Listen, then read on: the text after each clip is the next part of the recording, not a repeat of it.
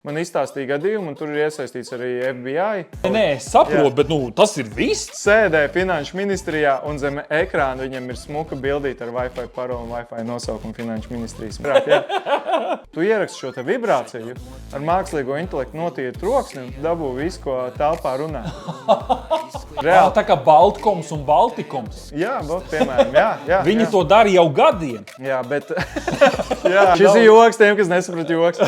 Kas vēl ir tādas lietas, kuras šobrīd jau ir diezgan elementāri izdarāmas, bet lielākā daļa cilvēku pat nenojauš? Un es varu vienu ekskluzīvu lietu izstāstīt, kuru pagaidām es vēl nekur neesmu stāstījis, bet vispār ir tā šķidra izklausās. Man jāskatās katrs vārds, ko es runāju, jo tur uzreiz ir Elvis jo man tā, ka katrs video, ko es iepostēju vai katrs tvīts, viņš uzreiz nonāk ziņās. Vai tev nav bail, ka tu noņemsi cepuri un cilvēki tev neatpazīst? Un tagad tu esi nofiltrēts, sarunas būs kā uguns liesmas lietas.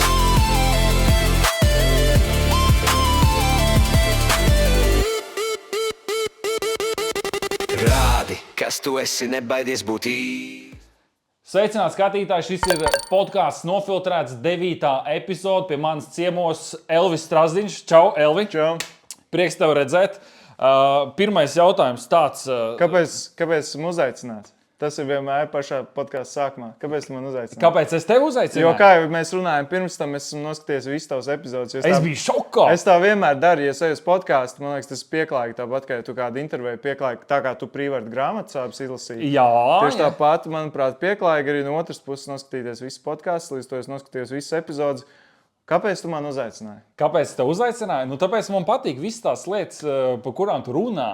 Ka tu reito visas tās krāpšanas schēmas un tā tālāk. Man liekas, ka būs reāli interesanti parunāt par to industriju, kas viņā šobrīd notiek. Jo katrā ziņā mēs jau cilvēki tikai tik, cik no malas redzam, to var reāli pateikt.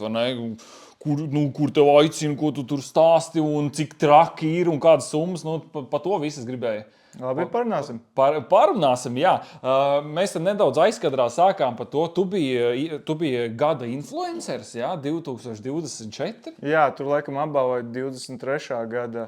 Un tā, starp citu, bija pēdējā balva. Vairs nebūs gada influenceri. Kopš tā gada vairs nav. Iespējams, tāpēc, ka man apbalvoja.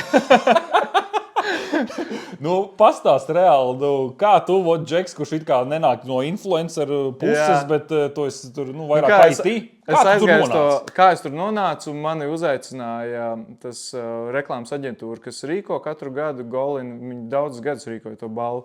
Man uzrakstīja vienkārši, lai es ierodos. Es arī aizbraucu uz turieni, nenojausdams pat, ka es esmu... Viņi man laikam nosauca vienu nominācijas, bija gada izglītojošā satura veidotājs, to balvu es arī dabūju. Bet jā, es ierodos, pirmkārt jau es nezināju, kur jāiet ir. Izrādes bija uz Amorālas telpām jāiet. Un tad es tāds skatos stāvlaukumā un stāv tieši viena meitene tāda vienkārši kleita, kaut kāda krāsaina, milzīga, tur frizūra kaut kāda crazy. Šitā stabili iet turienes, viņi pajautāšu viņai, kur jāiet. Un tā, jā, tur augšā. Es tā, ļoti labi. Tad es uzgāju augšā un tad es iegāju un sapratu, ka visi ir tādi. Visi vienkārši ir krāsaini ar tur... milzīgām kaut kādām drēbēm, tur trakām kurpēm un frizūrām. Man bija tāds... Tev likās, ka tu neiedaries, ja? Man likās, ko es tad daru? Šī pavisam cita pasaule. Tā nav tā, kurā es tā kā funkcionēju. Un es jau reāli apgriezos, jau gribēju iet prom, un tad satiku Čomu, Griandu. Un viņš teica, nē, taču paliec, būs labi. Viņš arī tā parasti saģēbies, kā es tur... ko es reāli šortos, keponā un tēkraklā. Un tie visi tur vienkārši tādās graznās drēbēs, man tur nebija ko darīt vienkārši. Labi, mēs tur tādi kā pelītes sēdējām abi ar Griandu stūrī. Un beigās tā gada izglītojošā satura veidotāja balvu, to man iedeva, es biju reāli šokā. Es tāds, wow, ok, paņēmu to balvu, kaut ko tur stulbu nomurmulēju. Un pēc tam tā gada balva. Un Griens laik, tev būs. Tā, ko tu muldi reāli? Tas stāv tādi influenceri, tā kā, mežonīgi tur giganti Latvijas, kuriem tur ir crazy daudz sekotāji un nosauc man vārdu. Man tāds, ko? Kas tikko notika? Kādā veidā? Bez laba sajūta tagad? Jā, forši, kad novērtēju to, ko tu dari un ka ir kaut kāda atzinība. Tas Cik tur daudz bija tie tā kā vispār, ir izglītojuši, cik tur kategorijas? kaut kāds 10 varētu būt. Un katrā bija nominēti 3 laikam. Tur vēl kaut kā dalās, tur bija interesanti, tur bija mikro, viņiem ir tas mikroinfluencers, kas ir laikam 5 līdz 10 tūkstoši. Nē, 2 līdz 5 tūkstoši. Tad ir tas medium influencers 5 līdz 10.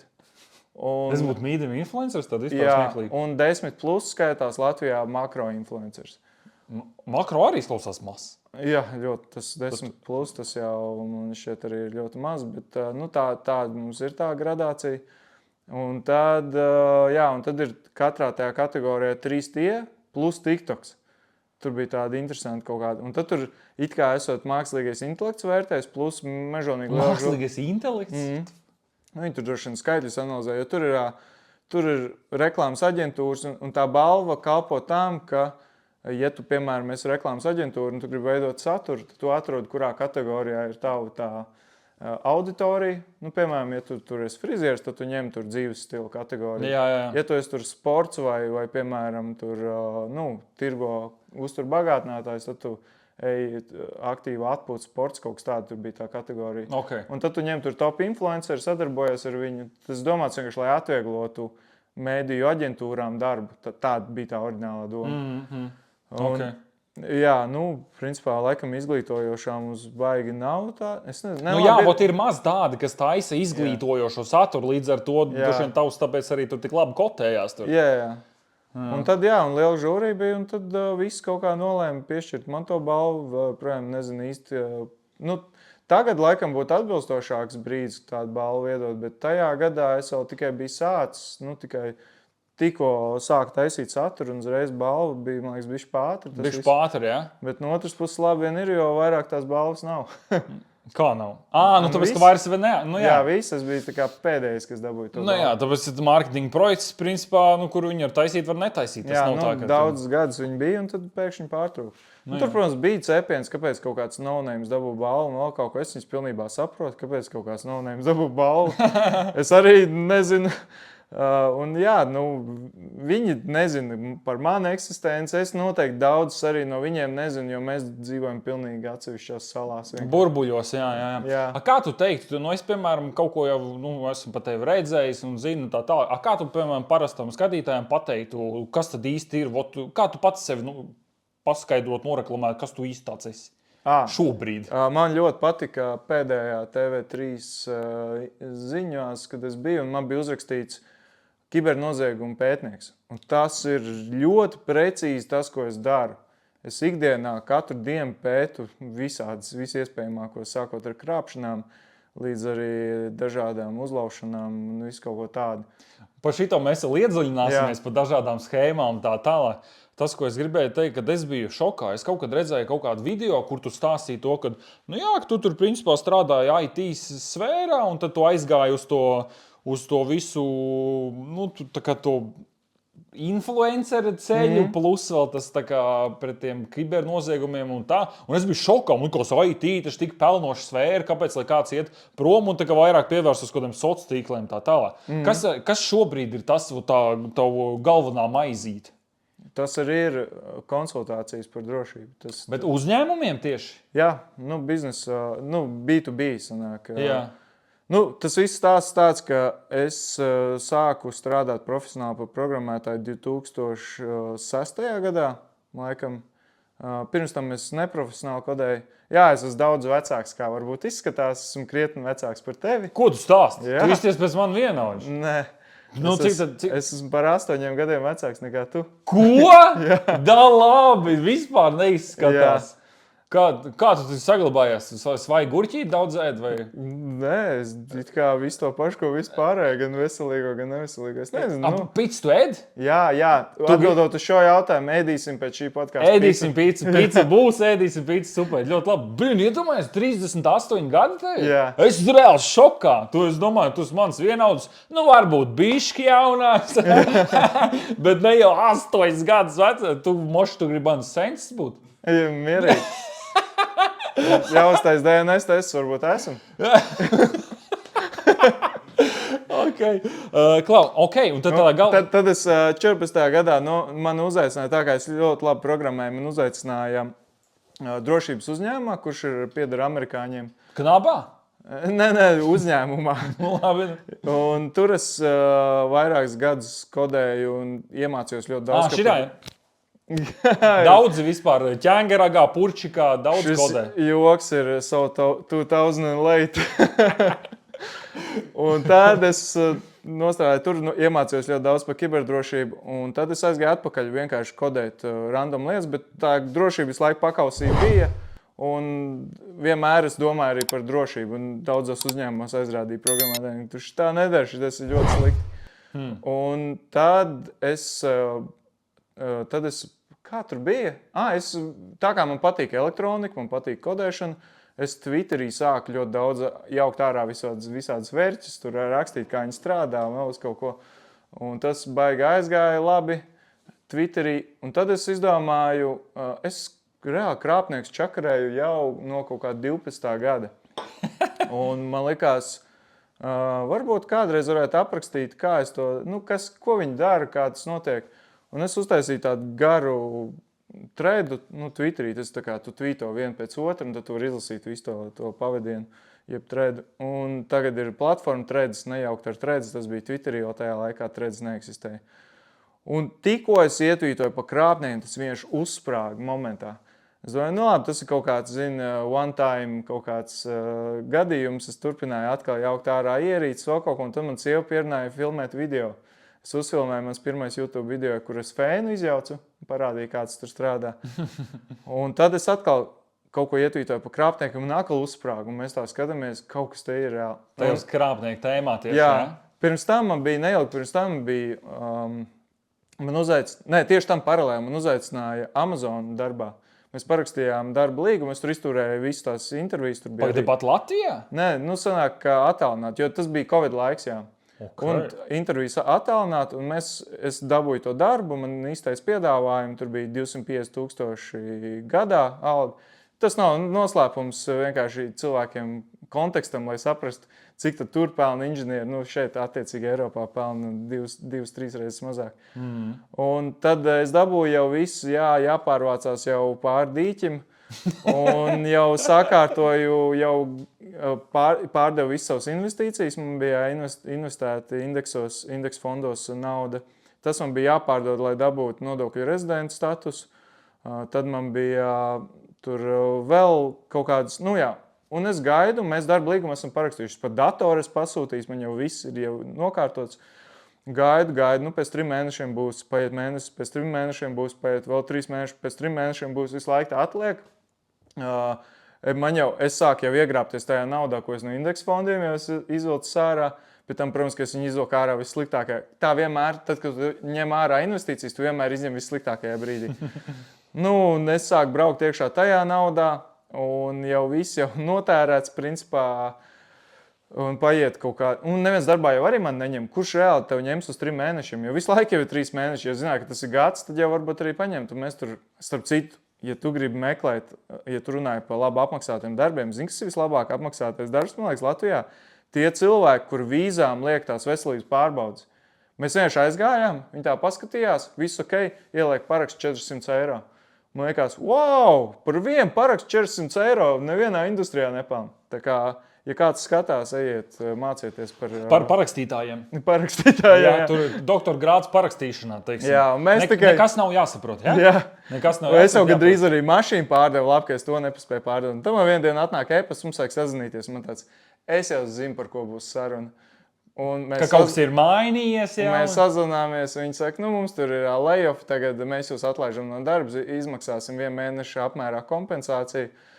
Es tāds, oh my god, un man izmaksāja, labi, tur tā summa bija kaut kāda, man liekas, 15,000 kaut kas tāds, bet, realitātē es jau esmu nokurinājis tik daudz, man tagad vēl jāmeklē darbs. Un tagad man jautājums, vai es drīkst likt CV to, ka es esmu strādājis Amazonā vai nē, jo es nevienu dienu tur neesmu bijis, bet darba līgumu darba līgums man bija parakstīts. Es domāju, noteikti jāliek mēnesis Amazonē. Jā. Ļoti izcils mēnesis. Tieši tā, ļoti produktīvi. It sevišķi, ja tas tur bija gada mijā, vai ne? Tas var ielikt to 2022, 2023. Jā, pat gads nomainās. Jā. Tā kā, Viens mēnesis, viņš jau sanāk pa 2 gadiem. jā, tieši tā. Tā kā, ja jūs Tu liki, vai ne? Ja kāds skatītājs iet prom no darba, pagaidiet vienmēr janvāri, tad jūs varat vēl vienu gadu pielikt klāt CV. Nē, man arī nav nācies vairs sūtīt CV kopš tā laika, bet, ja nāktos, es nezinu, es varbūt domātu. Bet, un tad tas viss Amazon tā sāga beidzās, un paralēli tam es biju ritīgi, ieslīdis. To nevar saukt par depresiju, jo tā ir slimība, bet, es biju tādā izdegumā un vispārējais.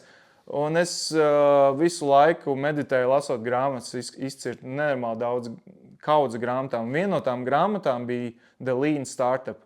Ļoti laba grāmata, iesaku visiem izlasīt. Un tur ir tā lean pieeja. Viņi strādā jebkur, tavā leduskapī.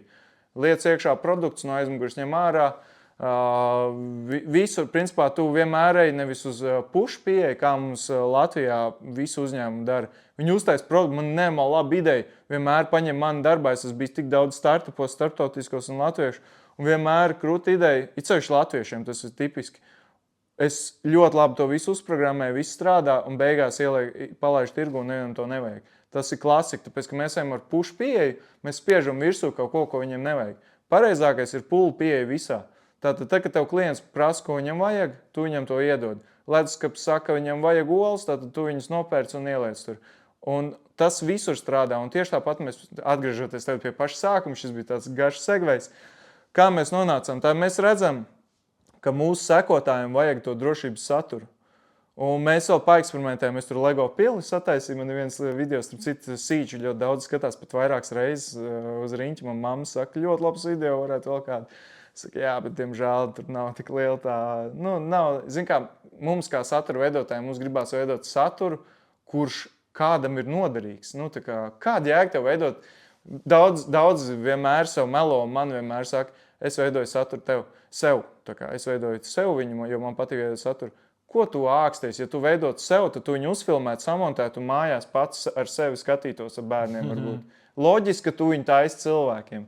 Tie ir meli, ja tu apgalvo, ka tas ir tikai un vienīgi sev. Nē, tikai un vienīgi nē. Man liekas, tur jābūt tādam balansam ar to, ka tev patīk tas, ko tu dari. Tā ir tā Venna diagramma. Man patīk un cilvēkiem noderīgi un cilvēks skatās. Un tur, kur tas krustpunkts ir, tajā vietā tas ir sweet spots, kur tu gribi būt. Tu negribi būt ne šeit, ne šeit. Šeit tu izdegs. Un šeit tu vienkārši taisīsi saturu, kur nevajag nodedzinās daudz laika un iespējams arī izdegs. Bet, Klau, tu baigi tur tā peldējies, izpeldējies, bet man liekas, tu gribēji nonākt pie tā, kā tu sāk darīt savu lietu. Jā, un tad cilvēki pulloja no manis to saturu par drošību. Un tā kā man ir arī kompetence tajā jomā, īstenībā. Viens no podkāsta Nofiltrēts atbalstītājiem ir mobilā smilšu strūkla. Šie džeki brauc pa visu Latviju, atjaunojot visdažādākās virsmas.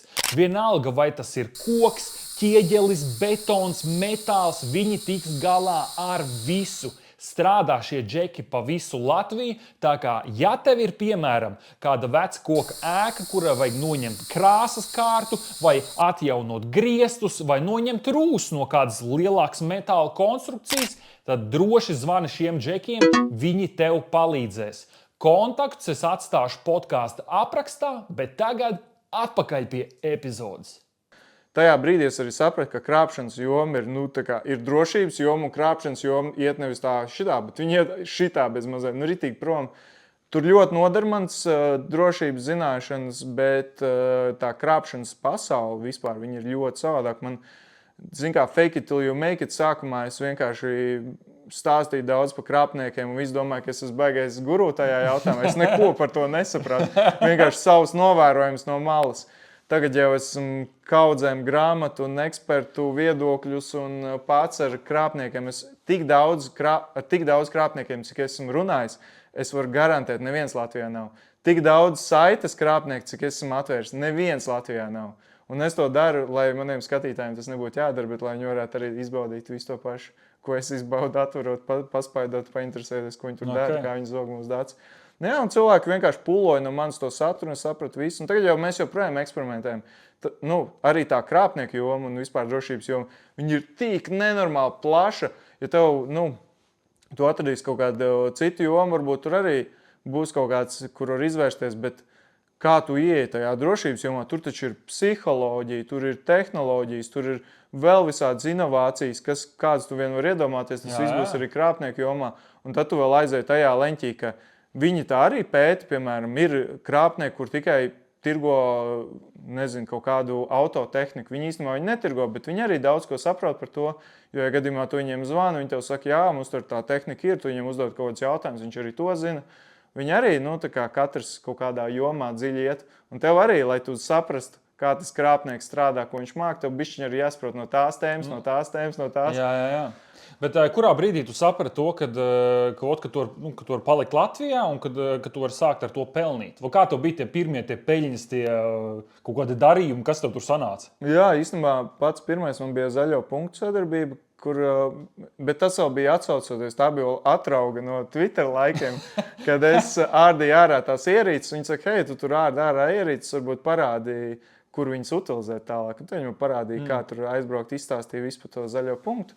Es uzreiz iedomājos, varbūt viņi tev prasīja palīdzību, kā lai cilvēki nečakarē tos taromātus. Jā. Zini, visi sāk, man liekas, ka tā tēma bija diezgan šķidra sākumā. Viņi tur visu kaut ko žuļījās, met tur visu kaut ko nederīgu iekšā un ko tik nebija to, jā, bija. Par to man arī ļoti sen bija video. Mēs jau bijām gatavi filmēt, bet es laiku saku mēs, kas esam mēs. Tas es seju, šī projekta seja, principā Linda, mēs viņai palūdzu aiziet no darba, jo mēs ar šo visu varējām nopelnīt vairāk nekā viņa savā darbā. Viņa arī strādāja ļoti zināmā mediju kompānijā Latvijā. Viņa aizgāja projām un līdz to viņa producēja manu saturu un plus menedžēja. Tu ar viņu komunicēji, līdz to tu zini. Un tas ir vienkārši neatsverams. Ja kādam ir iespējams sevišķi, ja var savu ģimenes loceklī pierunāt, menedžēt tavu darbu, tas jums tik nenormāli atvieglos dzīvi, un jūs varēsiet koncentrēties to, ko jūs darāt. Tad man ir jurists, kuram ir ļoti daudz darba. Juristam ir tā, ka es viņam metu idejas, un viņš tās, tu esi pilnīgi debīls, un tad un man ir bijušas tik crazy visādas lietas, kuras kaut kādiem cilvēkiem telegramā, kas uzdodās pa valsts policiju, viņi grib ar mani satikties, un es zvanu juristam, tā kā es braucu, es nevaru laist garām. Tas ir kontents, es braucu. Tu esi pilnīgi slims, tu nekur nebrauks. Es tā, vecīt, visu, lai ko tu man teikt, es braucu, man pēc tam vilks ārā no tā visa. Es aizēju, man kaimiņos dzīvo no Certa, viens darbinieks, es viņai iedodu, es viņai nošārēju savu lokāciju iPhone'am. Es saku, es tev reizi 5 minūtēs sūtu punktu izziņā. Un, ja es neatsūtu pēc 5 minūtēm punktu, tad saucu visu dienas un braucu uz pēdējo lokāciju, kur tu man redzēji. Un viņi sēž tur nervozēs, aizbrauc uz Mārupi. Es saku, es tev neiešu līdzi, es viņam pirms tam uzrakstīju telegramā, es saku, es tev neiešu līdzi uz turien, kur tu man vedīsi, ja tu man neparādīsi savu apliecību. Saruna bija par tādu vērtīti Flipper Zero, ja tu zini. Nezinu. Flipper Zero ir tāds hacker vērts, ko tu vari tur skenēt kartes un tur karšu numurus no kabatām. Un tur, tur mašīnām laust augšā visu kaut ko. Un tur, Tu tāds pārdod, jā? Teiksim, jau vajag. Jā, pārdod, jā. un es aizbraucu uz turieni, un viņš nāk tas čals, es redzu viņam aiz muguras pēc 10 metru pēc viņa vēl viens čals. Es tāds, kur es atbraucu, kas tas ir? Viņš pienāk man klāt. Es saku, parāda apliecību, tad mēs tālāk runāsim. Viņš saka, tu strādā, viņš man saka, kur tu strādā? Es saku, es strādāju amerikāņu drošības uzņēmumā. Es izmantoju to, ka latviešu valodā strādāju tagadnē un pagātnē izrunā vienādi. Pagad, tu angliski ar viņiem? Latviski. Strādāju un strādāju. Okay, jā. Un es saku, es strādāju, un čau uzreiz ir tik noraustījās, kad kaut kas te nav tīrs. Viņš saka, nāc man līdzi. Es saku, es iešu tikai tad, ja tu man parādīsi apliecību. Viņš saka, man nav līdzi. Es tādu, sākās. Nav līdzi viņam. Viņš saka, nāc, es esmu policists, tiešām. Mēs ejam līdzi pie viņas dzīvokļa. Jā, es zinu, izklausās super shady, un neviens normāls cilvēks neko tādu nedarīja, bet man ir kontents. Es viņam eju līdzi, viņiem abiem, jo tas otrs čalis arī valkās līdzi. Un mēs aizējam, es saku, visas dzīvoklī nē, ja tu man neiznes apliecību. Un viņš iznāk ārā un iznes valsts policijas apliecību. Es tāds, ok, labi, es eju tev iekšā. Mēs apsēžamies, tur vēl tāds bars cilvēkiem. Nezinu, no kādiem dienestiem viņi bija, bet mēs tur visi sēžam, un viņi tur dzer pa šņabītim visu laiku. Un viņi saka, dāj, stāst mums tagad, kas tas ir pa vērķi, ko tu tur dari viņu. Es tā, tas ir hakeru vērķis, ar kur tu vari testēt kaut kādu drošību, vēl kaut ko. Un fonā iet kaut kāds televizors, un tur viena daļa skatās to televizoru, viena daļa runā mani. Un es tā kā klusņām... Tā nepiespies gaisot. Un es klusņām to televizoru izslēdzu ar to fliperu. Da labi! Jā, man vajag asas izjūtas, es izslēdzu. Un tie tādi, kas tikko notika, viņi ieslēdz apakaļ, un es izslēdzu, viņi redz, ka es slēdzu ārā visu laiku.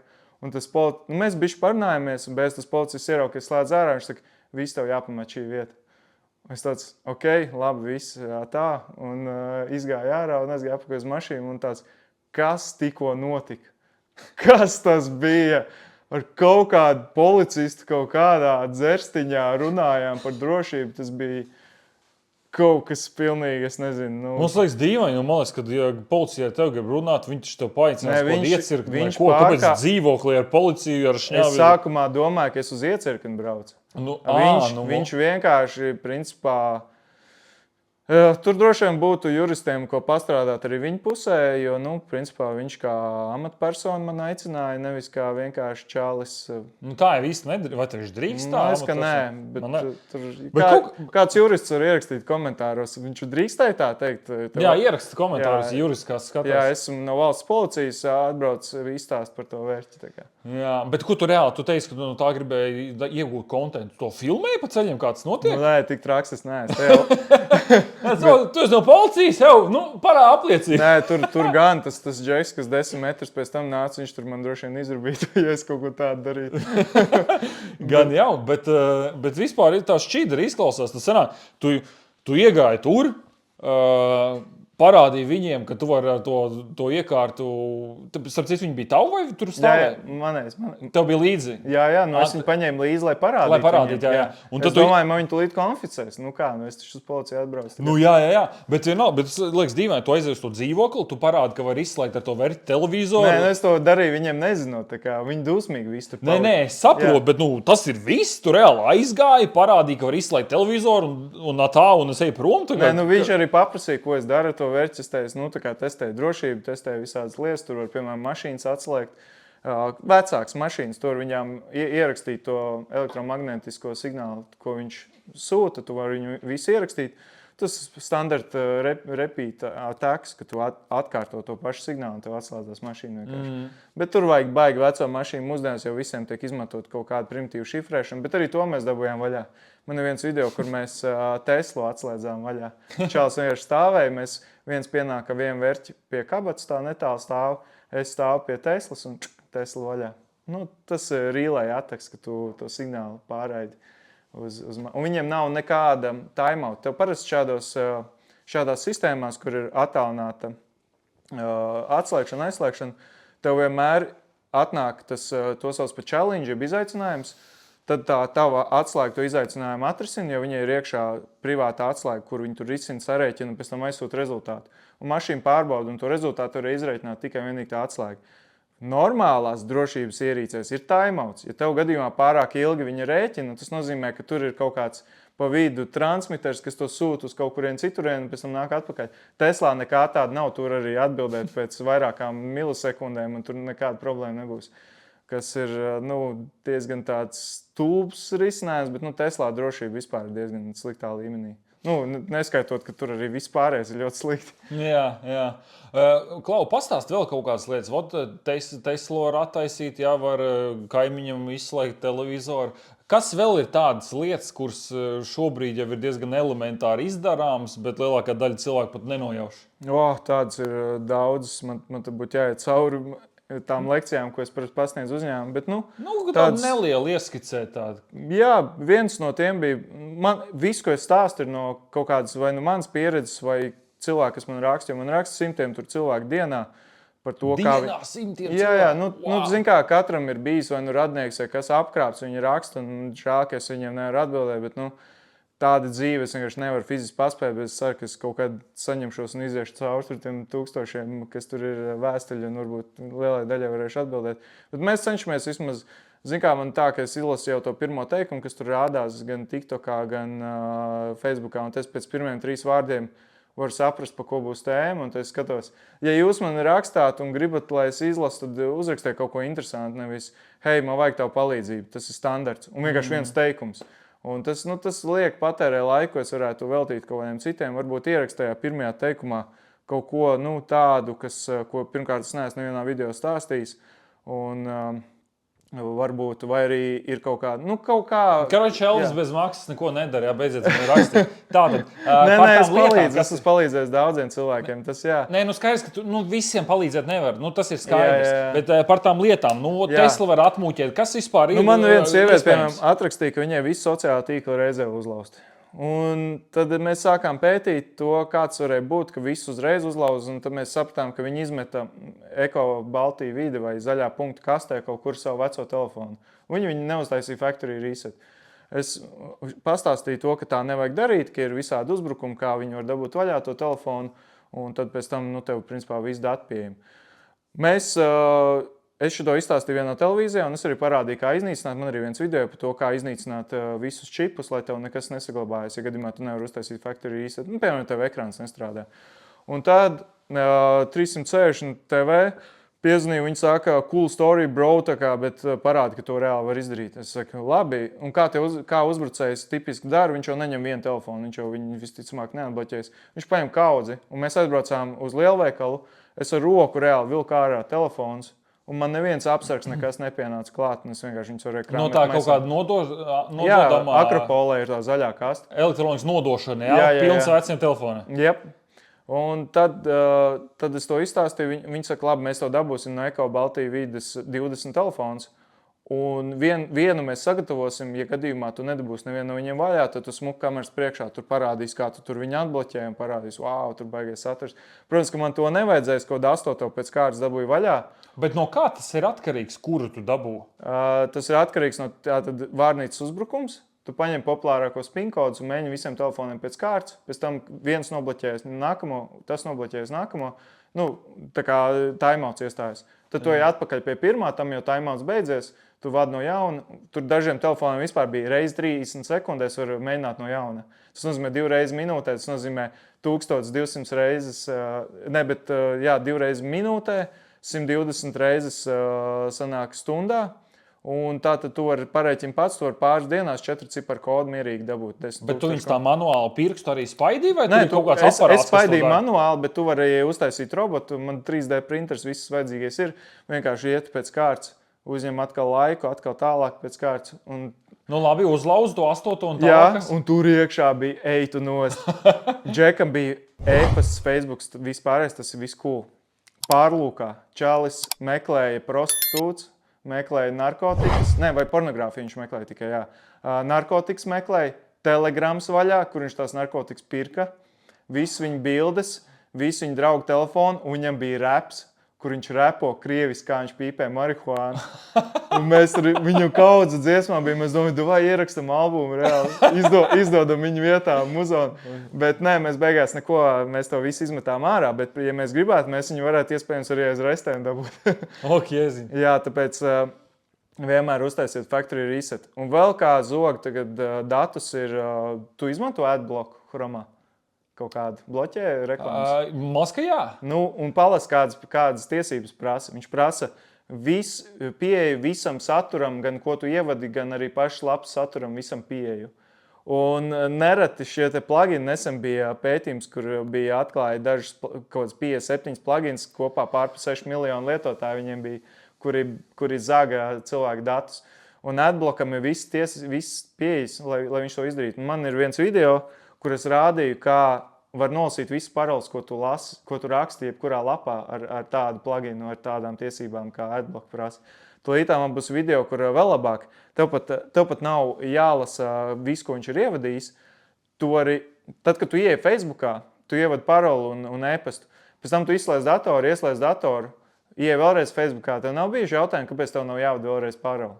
Tas tāpēc, ka Facebooks uz tavu datoru atsūta tādu kā atslēgu, ar kuru tu vari atvērt durvis un iet pa taisno un nepasakot, kas tu esi. Tieši tāpat tu Facebookam aizsūtu atslēgu, un viņš saka, šitais ir Rudolfs, viss kārtībā, laižam viņu iekšā. Un tā atslēga glabājas tavā pārlūkā. Un ar šādu te spraudni tu vari nozagt to atslēgu, un visiem sociālajiem tīkliem tu vari nozagt atslēgas. Un uzreiz viss reizē vienkārši pārkopē viņus uz savu pārlūku. Tur ir viņiem daži mehānismi, viņi, piemēram, skatās, vai valsts ir tā pati. Nu, ja tu aizbrauks uz Vāciju, tad tev būs no jauna jālogojas. Viņi skatās tur, vai pārlūks ir tas pats, visās tās, bet tu visu to var nofeikot pilnībā. Uztaisīt. Viņi, protams, par to cīnās, bet tur tā cīņa ar veidzinamām. Vai kur tas glabājas? Tas nozīmē tā, ka kāds kaut kādu tur, pievieno flash tavam datoram? Vai arī tā. Starp citu, man tagad nav līdzi, bet man ir video arī par kabeļiem. Tu vienkārši piesprādi kabeli pie kompja, man ir nodemonstrēts, kāds izstāsts pieslēdz, un tev komps uzlausts. Vienkārši, jo kabeli iekšā tajā spraudņa galā ir procesors, atmiņa, Wi-Fi čips, viss, kas vajadzīgs, tu viņā sakodē programmu un pieslēdz klāt, viņš viss dara. Es kaut kur dzirdēju, kad mēdz, es nezinu, vai es to redzēju kaut kādā seriālā vai filmā vai kur, bet katrā ziņā... Bet piebilde, nelieciet atbloks pārlūkā, izdomājiet citu... Skatieties reklāmas, smaidi, aiziet stoli. Ir citi veidi, kā nobloķēt reklāmas, bet ne ar spraudņiem, jo kā notiek tev... Kaimiņos mums ir viena tāda nepārāk draudzīga valsts, un tur, piemēram, kaut kāda viņu, pieņemsim, spiegu kaut kāda organizācija, es nezinu, izlūkošanas dienests, paņem un nopērk par milzīgu naudu tiesības tam kodam. Un tas nereti notiek ar Chrome pluginiem, ka vienā dienā viņi vienkārši sāk zakt. Tas tāpēc, ka ir kaut kāda iespējams valsts, jo tur summas ir liels, viņi nopērk to pluginu, nevienam to neafišējot. Un vienkārši pievieno savu spiegošanas kodu klāt un uztais update. Un tev pārlūks viņu automātiski updato un viss. Un tāpēc, pat ja tavs adbloks šobrīd neko nezog, tu nezini pēc gada vai diviem, kas viņu nopirks un kas tālāk notiks. Tas, ko es iesāku teikt, tas, ka es biju kaut kur dzirdējis, ka, ja cilvēks strādā kaut kādā office ēkā un tā tālāk, kad arī nevar kaut kāds, ja tu kaut kur flashku atrod, tu nedrīkst viņu spraust pie savu datoru. Un skatījies, kas tas ir, es varbūt atradīšu, kam to atdot. Ja? Tas ir tāds klasisks uzbrukums. Man uzņēmumi maksā par to, ka es iebruku viņu uzņēmumos. Un tas ir viens no iemesliem, kāpēc man ir cepuri.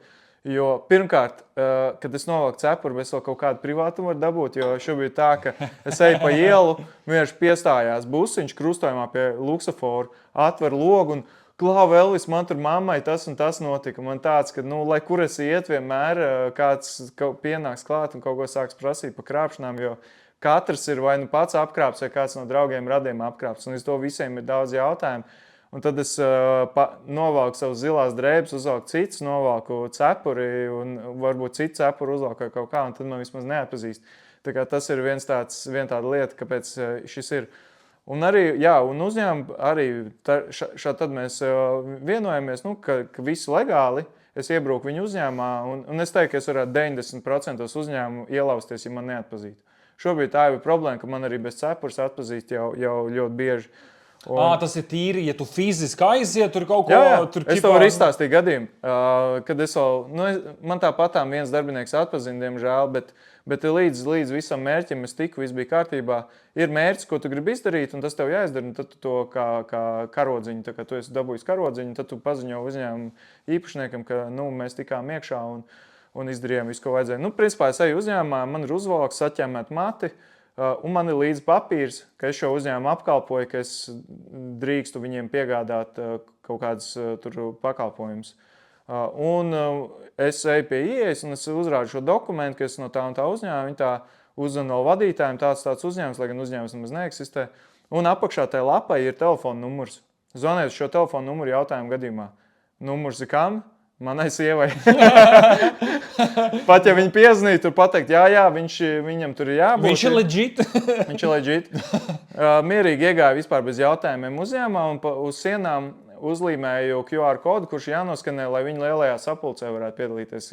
Man bija informācija, ka viņiem tāda notiks, tāpēc es izlīmēju. Viens, ko man uzņēmums palūdza, neizmantot viņu logotipus nekur. Tīri, lai es uzbruku, neizmantojot neko viņu. Ja es vēl to izmantotu, tur vispār būtu. Bet mēs viņu ar mākslinieku nobrendojām Un tā, lai viņš izskatās ļoti līdzīgi tā kā mākslinieci, un kas arī ir Linda, starp citu. Jā, viņa visu sazīmē, visu smuku tā, lai viņš izskatās tiešām pēc tā uzņēmuma lapas, un tur bija QR kods. 30% uzņēmuma darbinieku ievadīja visus savus datus tajā linkā. Noskanēja, savadīja visus savus datus. Pēc tam es viņiem nākamais sekoju apmācību par drošību, un es tāds pēdējais slaids. Atcerieties šo QR kodu, un es parādu, kā es pie tām durvīm stāvu vienkārši un smaidu. Viss tāds, no way!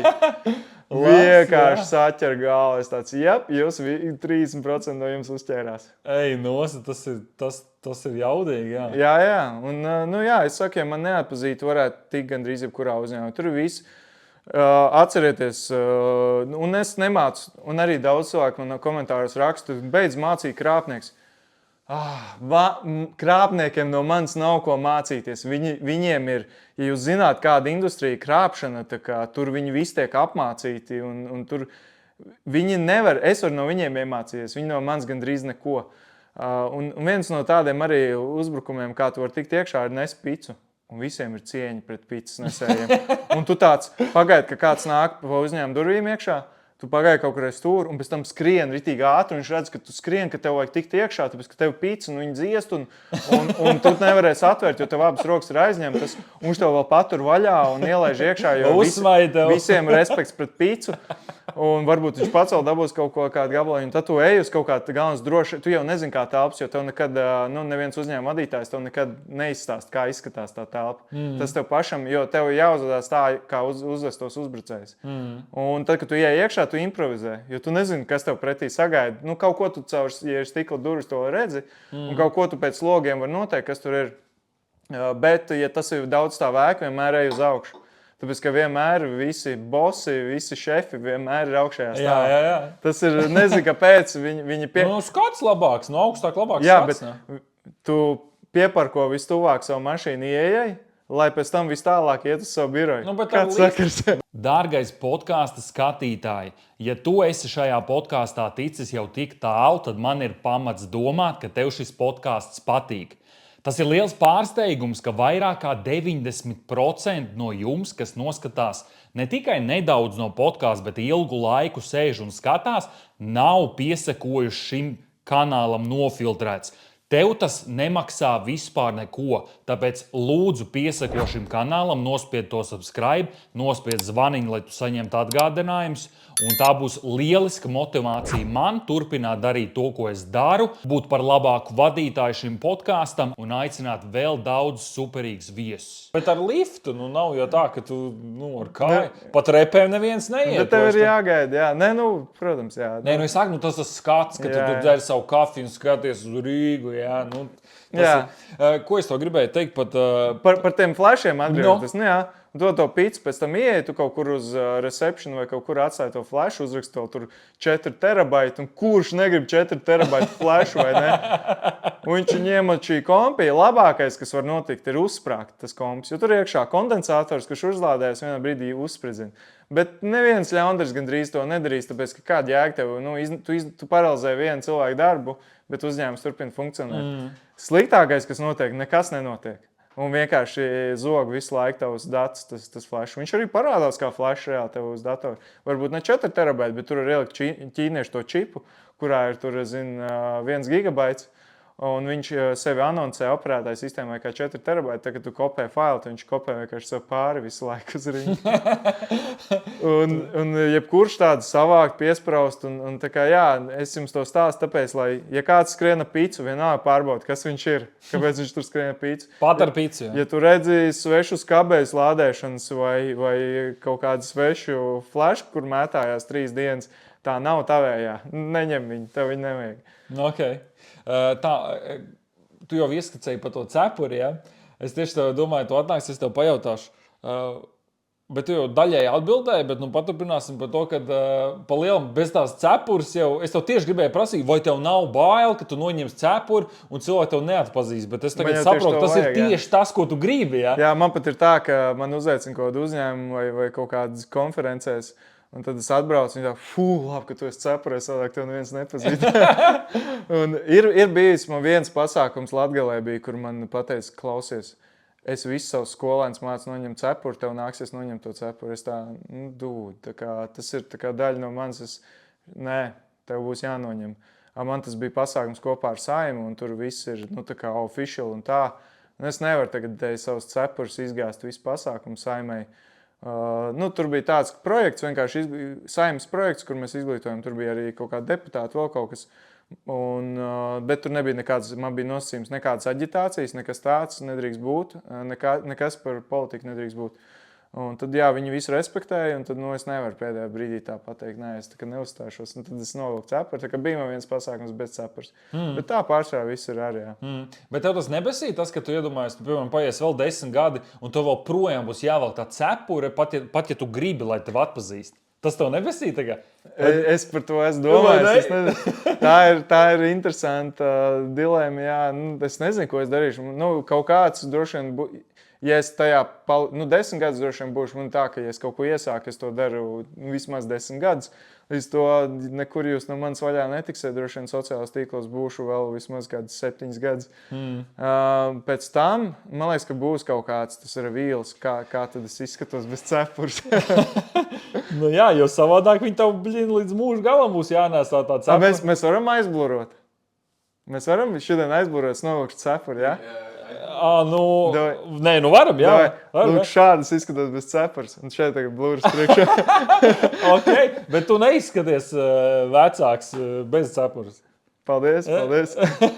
Okay, šis ir tāds kontents. Es, starp citu, ja kāds grib pa pāris stūkām, es pārdošu. Šito izgriezumu, jā, bet ja nē, tad būs jānobluro šis. Jā. Okay, tā... Par tiem uzņēmumiem, kuriem tu māci, tu reāli šobrīd tas pieprasījums ir tik liels, ka tev reāli katru dienu aiziet uzņēmumiem mācot par to, kā neiebersties. Jā, man ir bijuši tā, negluži katru dienu, un mēs cenšamies neejam katru dienu, jo tad es nojūgtos. Es jau tagad 2 stundas tikko norunāju, man balss ir tā, ka, Tu brauc pa taisno no kaut kādas apmācībām, jā? Jā, es pa taisno no konferences, no Aizkrauklas uz šejien. Wow. Tur esot uzstādīts apmeklējuma rekords, bet man tas bieži, ka es kaut kādā uzņēmumā esmu, tad viņiem visus tos pasākumus vienmēr ignorē, tur kāds tur online pieslēdzās, ignorē. Un tad, kad es atnāku, tad vienmēr viņiem ir rekordi pārspēt. Mums tik daudz pasākumu vēl nav bijis, un tas man baigi priecē, ka tā drošība tomēr ir interesanta cilvēkiem. Nav tā, kā visi saka, visiem pie dirs pa drošību. Nav tā. Ir cilvēki, izskatās, ka tomēr interesē tas. Ja tu māki to pastāstīt, ja tu runā, stāst to visu garlaicīgi, tad, protams, ir kā ir un cilvēkiem neinteresē, bet neinteresē jau tā forma, ne jau saturs. Ja tu māki to saturu pasniegt, tad jā. Ar reāliem piemēriem, jo cilvēki jau bieži vien klausās, ka viņi var relatēt ar to. Viņi redz tajā sevi, vai ne? Kā tas attiecās uz viņiem. Jā, tieši tā. Tad arī interesē. Un ir bijis viens gadījums, kur uzņēmums mums prasīja lekciju. Mēs tur nosaucam visu, cik tur tās izmaksas un vispārējais. Un tad viņi pazuda. Iespējams, nezinu, varbūt nebija laiks. Varbūt pa dārgu, bet īstenībā cenas dēļ mums ļoti maz atkrīt, lai arī cena varbūt nav maza, bet visi saprot, un tad es izstāstīšu, kāpēc tā cena varbūt nav tik liela nemaz. Labi, es varbūt neteikšu tās cenas, tie, kas grib, var man privāti uzrakstīt. Bet, tāpēc, ka tas varbūt kaut kā tāda, nezinu, tur runāšana par finansēm vispār, tas nav mans. Bet... Tas ir vairākos 10 eiro. Tas ir stabili. Vairāk, jā. Un vienam uzņēmumam viņi kaut kādu nolažoja vēl kaut ko, un pēc tam pēc vienā citā pasākumā mēs satikāmies, un viņš saka, žēl, ka mēs to tavu lekciju toreiz nepaņēmām, mums 60,000 izkrāpa. Un tas salīdzinoši ar manu to summu, tie 60,000 daudz vairāk, mēs ar to summu būtu ietaupījuši mums 60,000 iespējams. Kā viņiem izkāpa? Tur bija, man liekas, viltus rēķins atsūtīts ar nomainītu kontu numuru. Un tev līdz pagājušā gada oktobrim tu varēji nosūtīt jebkuram, un es esmu bankām stāstījis par šo, un vienai arī... Ka nepārbaudu tos tur sakritības sijā ar kontu, jā, tā kā? Jā, un tu varēji, un es šo stāstīju arī vienai ļoti zināmai iestādē, kurai toči bija jāzina, ka tas tā strādā. Vits, jā? Nē, es neteikšu, kur. Un un es viņiem stāstu to lekciju par drošību, un viņi saka, nē, tā nav. Es saku, tā ir, sadaramies, līdz nosūtīšu savu kontu uz piemēram, aizsardzības ministriju 1 centu. un aizsūt un aiziet. Un viņi tādi, ko? un beidzot oktobrī ieviesa, ka tagad parādās paziņojums, ka neskrīt saņēmējs ar konta numuru. Un kā strādā tā schēma? Tātad kāds cilvēks tev vienkārši nosūta fake rēķinu no kaut kāda partnera, ko viņš zina, kā viņš ir uzzinājis par to partneri. Nerad tas ir uzlaust e-pasti, jo cilvēki Viss jau izliek tur mājaslapā. Jā, jo cilvēki nelieto 2-faktoru autentifikāciju, visur lieto vienu to pašu paroli. Un tagad 90% no skatītājiem teiks, es nelietoju vienu to pašu. Es Facebookā pielieku galā F, TikTokā pieliek T, Instagramā pieliek I, un šo algoritmu neviens ļaundars nekad nevarētu uzminēt, jo tas ir tik ģeniāls, vienkārši amazing. Un attiecīgi uzminēja viņas paroli e-pastam tik iekšā, un tad tālāk safabricēja, izdzēs oriģinālu e-pastu, safabricēja jaunu un nosūtīja jaunu it kā un pateica, ka tur vēl konts mainījies. Un tagad kopš 60,000. Tas nav daudz mūsu statistikā. Mums ir arī tādi, kur ir 500,000 izkrāpts, nesen biju uz Ameriku. Tur tie krāpnieki ritīgi. Es tik tā saitrakoju. Es zinu, kad skatos arī tavus podkastus, man tāds, ka viņš sāka kaut ko interesantu, un tad aiziet saitraks, un jūs nekad vairs neatgriežaties pie oriģinālas tēmas. Bet tā gadās. Tā gadās, jā, bet es negribu, lai skatītājiem ir tā sajūta. Un viņai izkāpa 60,000, jo neizmantoja 2-faktoru autentifikāciju. Labi, saitrakojumu aiziet. Bet par to jau tu palielam pabeidz. Un bankām tagad tiek ieviests no pagājušā gada 9. oktobra obligāti, ka jāsalīdzina, ka tur var. Man par šo tev ir jautājums. Bet joprojām rādās, ka nesakrīt, bet tu vari apstiprināt. Un es bankai saku, kāpēc jūs neizslēdzāt apstiprināšanas pogu? Viņi saka, mēs, diemžēl, cilvēks no savu stulbumu nevaram. Mēs viņam nevaram aizliegt būt stulbiem. Nē, tā ir, ja viņš ieraksta tur vienu burtu nepareizi, un ko tu tur, zini, viņš uzreiz neatbilst. Bet izlabo. Bet nesūt, kamēr tev rādās tas paziņojums, nesūt. Bet tagad par šo tēmu man tev ļoti aktuāls jautājums. Man ir viens saņēmējs, kuram es ļoti regulāri sūtu, man visu laiku rādās neatbilst, un es tāpat sūtu, jo es domāju, kā neatbilst. Zini, kas tas ir? Valsts kase. Jā. Es maksāju nodokļus uz to pašu kontu, kur vienmēr. Jā, es pat esmu labs cilvēks, maksāju nodokļus. Tu neesi vienīgais, kam valsts kasē nesakrīt. Kāpēc nesakrīt? Nokopē pilno nosaukumu, tur kaut kādi, kā viņš tur saucās, valsts, es nezinu, man liekas, ka viņš nav, vai ir tikai valsts kasa? Ierakstīja komentārā, ir tikai valsts kasa vai nav? Varbūt, ka pilno, es vienkārši zinu to, ka es jau gadiem vienmēr esmu rakstījis valsts kasa. Bet sakrīt daļēji vai vispār neskrīt, jo mums tāds paziņojums nav, mēs, kad skaitam. Bet tu raksti saņēmējs valsts kasa? Tur ir 3 līmeņi, ir pilnībā sakrīt daļēji, tas, piemēram, tev ir... nezinu, tur sijā idiots vai ne, vai idiots Kā tu zināji? Tu vairs pētīsi? Vai sabiedrība ar ierobežot atbildību idiots, vai idiots sabiedrība ar ierobežot atbildību. Vai ierobežots idiots? Jā, vai ierobežot atbildību ar idiotu. Un tad ir daļai sakrīt. Jo tu tev nav es neesmu pētījis, es godīgi bet paskatīšos. Bet tā, ka tev pilnībā neskrīt, tā tu nedrīkst nekādā gadījumā. Un ja tev valsts kasa sakrīt daļēji, tad jā, ok. Bet es nezinu, vai man tikai zinu, ka man iekrāsojās sarkans, un man tāds, taču ir valsts kasa, come on. Tur tie konti arī pēc kontiem var atrast, vai tā tiešām ir valsts kasa, un tad var ignorēt. Bet es iesaku pārbaudīt un pievērst uzmanību, kāpēc tas tā ir. Bet, ja jums daļēji sakrīt skaitot uzņēmumam, nekad to nedariet, jo ir viltīgi cilvēki, kuri piereģistrē līdzīgu nosaukumu uzņēmumu, un tad uz to kontu. Un tā bija tam, ko es stāstīju par to 500,000. Tur reāli... Tā kā Baltikoms un Baltikums. Jā, piemēram, jā. Viņi to dara jau gadiem. Jā, bet... krāpnieki numuru 1. Šis ir joks tiem, kas nesaprat joks. Jo zin kā, man jāskatās katrs vārds, ko es runāju, jo tur uzreiz ir... Elvis jo man tā, ka katrs video, ko es iepostēju, vai katrs tvīts, viņš uzreiz nonāk ziņās. Jā, jo tā ir tava tēma. Nav citi cilvēki tavā tēmā, to es tur ķēniņš. Un man ir baigi uzmanīgi vienkārši, par ko saku, un arī tur Juris droši vien noskatīsies šo interviju un saķers galvu. Viss slikti, jā, protams. Jā, bet tur bija tā, ka pieregistrēja tieši tādu pašu nosaukumu uzņēmumu ASV, un tur aizgāja 5 reizes pa 100,000 maksājumu, un tad tur Jā. 5 reizes pa 100,000? Pagaid, kā var pieregistrēt vēlreiz tādu pašu nosaukumu? Viņš ir aizņemts. ASV tur droši vien katrā... Nē, es nezinu. Katrā štatā tu Es domā, jau godīgi nezinu.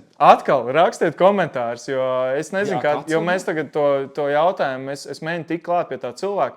Man izstāstīja gadījumu, un tur ir iesaistīts arī FBI, jeb latviski FIB.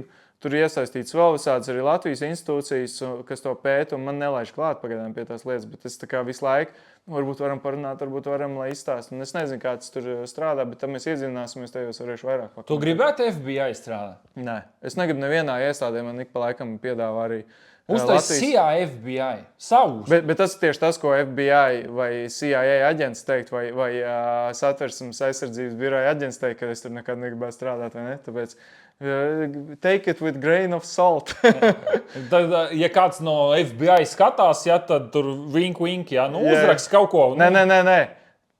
Tas, ko es saku, ka mani aicina strādāt, un ka es tur negribētu strādāt, būtu tieši tas, ko kāds no drošības dienestiem teiktu. Ka viņš tur nekad negribētu strādāt, un ka varbūt es tur strādāju. Nē, es tur nestrādāju, protams, bet... To mēs nezinām. Tagad to jūs nekad neuzzināsiet. Bet nē, es nestrādāju nekādās iestādēs, un viens iemesls, es nevarētu to visu stāstīt, ko es stāstu. Un tas ir tas, kas ko es konkrēti arī visām iestādēm paprasu. Labi, pieņemsim, ka es aizietu pie jums strādāt, vai es varētu stāstīt to un to, pat ja mans avots ir ārpus šī dienesta. Viņi saka, jā, nevarētu, tāpēc to nevar pierādīt, ka tu to neuzzināji. Mums, redz, tad mums nav pa ceļam. Bet es apmācu valsts policijas izmeklētājus, apmācīju. Ok! Jā. Nē, es esmu, man liekas, iestādes, es esmu gan arī visās ministrijās bijis. Tagad Saeimā nākamnedēļ lasīšu lekciju tur deputātiem un arī visādiem darbiniekiem Saeimas par drošību. Tā kā es, protams, manās interesēs ir, lai visur tā informācija izplatās, jo es šaubos, ka kāds Saeimas deputāts beigas skatās manas video, vai ne?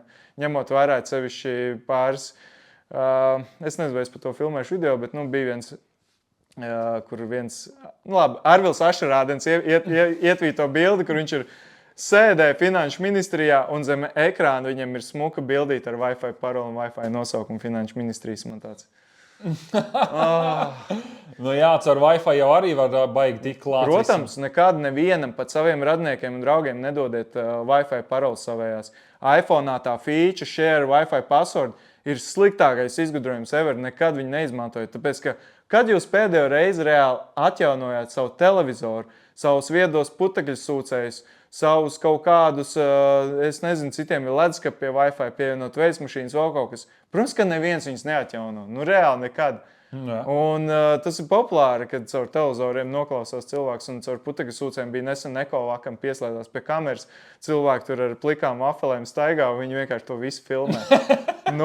Reāli, nelaidiet savā Wi-Fi nevienu. Labi, Ekovaks nebija caur Wi-Fi uzbrukums, tur bija bišķi cits, tur uzlauz Ekovaks serveris, bet vienalga, tā nevajag darīt.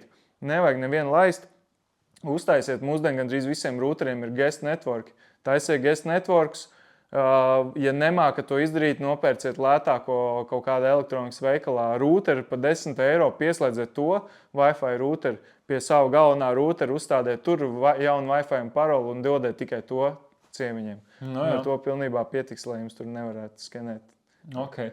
Kā tu domā, ja tu nedarītu visu šo lietu no tādas labās puses, ja tu iet to kriminālo ceļu, tu nepelnītu vairāk? Šito jautājumu es tik bieži saņemu. Protams, ka pelnīt, loģiski, bet tu nevari... Tad go for it.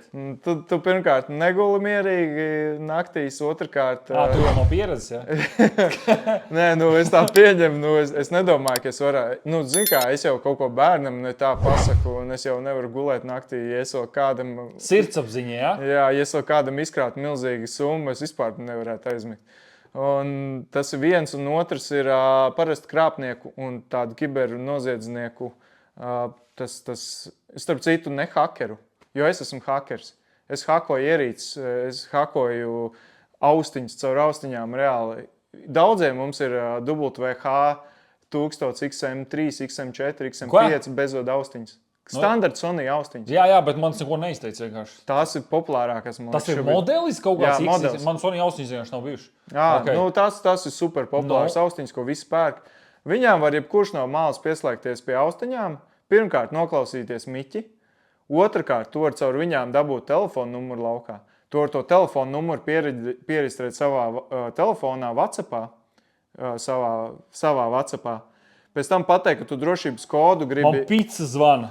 Sorry, es ielaidīšu pizzas čali, jā, tu neaizmirst savu domu. Šitās sistēmas tik labas, tu vienkārši nomaini savu numuru. Nu kā, to sauc par caller ID spoofing. Es varu nomainīt savu numuru stāvējo, un es varu vērt vaļā to šlagbaumu. Super! Es zvanu no tavu numuru it kā. Kā tu vari Nē, tas nav pāradresācija. Nu, tas nav tik vienkārši, bet kā krāpnieks zvana no tiem numuriem, piemēram, reāliem. Viņi taisa caller ID spoofingu. Tas nozīmē, ka tu nomaini tam telefonu numuram, kas tev rādās tavā telefonā, tam nedrīkst uzticēties. Tur var ielikt pilnīgi jebkādu. O, kā es tur varu ielikt? Es gribu arī tur ielikt. Nē, tu to nevarēsi izdarīt. Tur jābūt bišķi tehniskam.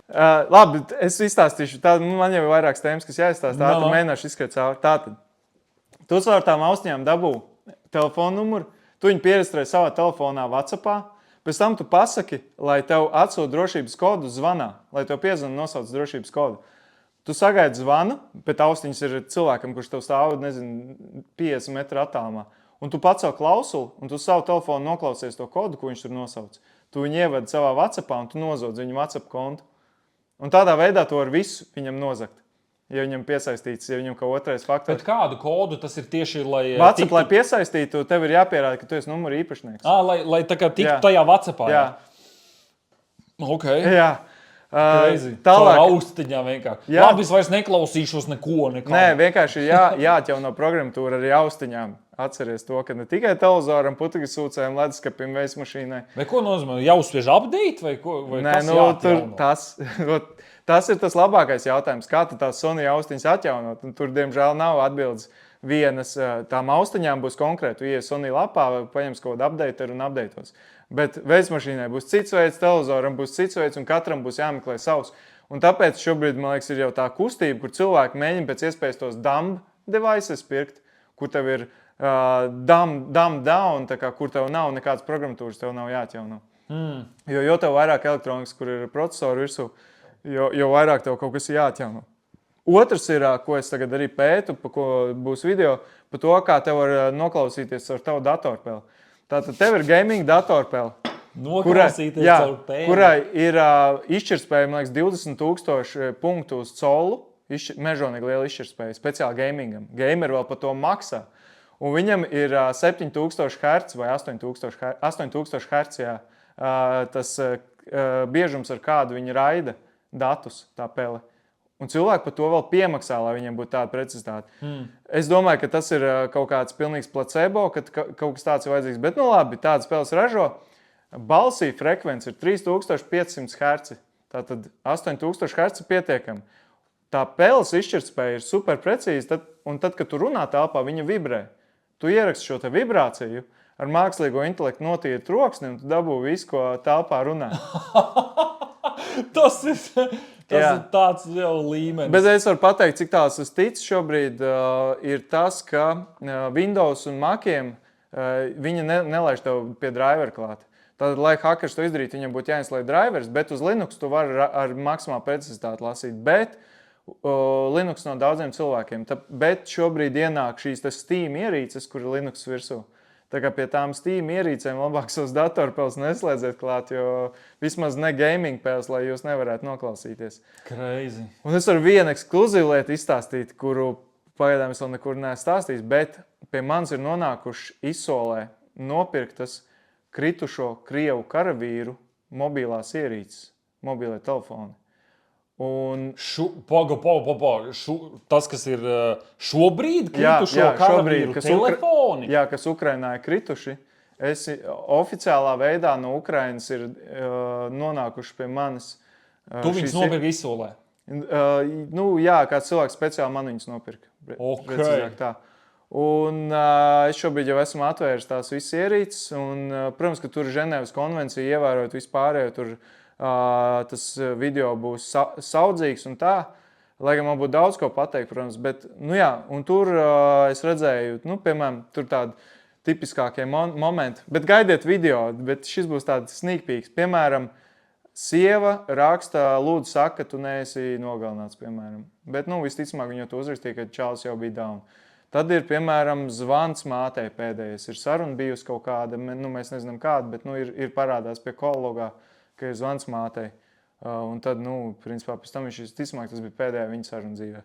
Tad ir tur tādi, ka, piemēram, uzfilmēts bērns, piemēram, un tad tāda sajūta, tu brauc šaut cits bērns, vai nekamēr tev pašam ir 2 bērni.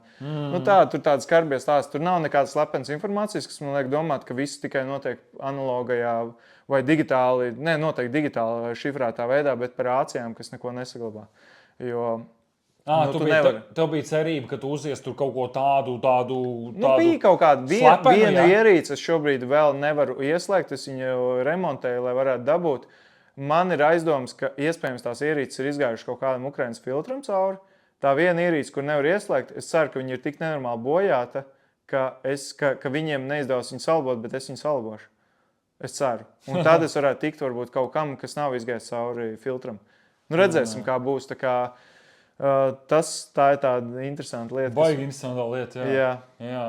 Klausies, jo vairāk es tevī klausos, jo nedrošāk es jūtos par visu. Bet, man liekas, visdrošākais veids, kā sevi pasargāt, vienkārši tev nevajag būt bagātam, nevajag nevienam interesēt, nevajag būt redzamam. Un nepalīdzēs. Tavā vārdā paņems kredītus, kas ir man ļoti daudz tādu gadījumu, kas man raksta. Kā paņemt cilvēku vārdā? Tātad tev ir lapa, kur izskatās līdzīgs domēns, iespējams pat visa lapa ir super 1:1 nokopēta. Piemēram, Mugo. Vai vienā, jā. Mugo LV. Pat nevajag pat ātro kredītlapu, tev ir bankas lapa, piemēram, nokopēt 1:1. Un tu viņā ievadi PIN 1, Smart ID PIN 1, un tajā brīdī viss. Cilvēks iet tavā kontā, un viņš bez PIN 2 var pārskaitīt 1 centu visu kaut kur.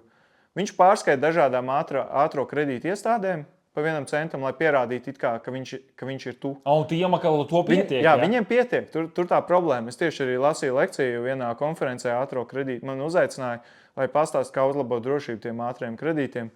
Un es uztaisīju eksperimentu, man tas arī izdevās. Es dabūju, principā, kaut kāds pāris minūšu laikā. Es zvanīju, man liekas, 8 iestādēm, un es no 5 dabūju kredīti. Tikai Smart ID PIN 1.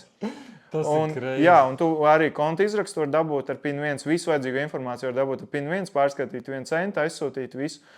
Un tālāk kontā ienāk mežonīgs piķis, un cilvēks nezina, no kurienes tas piķis ir, bet nāk glābējzvans. Tev zvana no bankas un saka, hei, ar tavu kontu notiek nelegālas darbības, tev šobrīd kontā ieplūst liela naudas summa.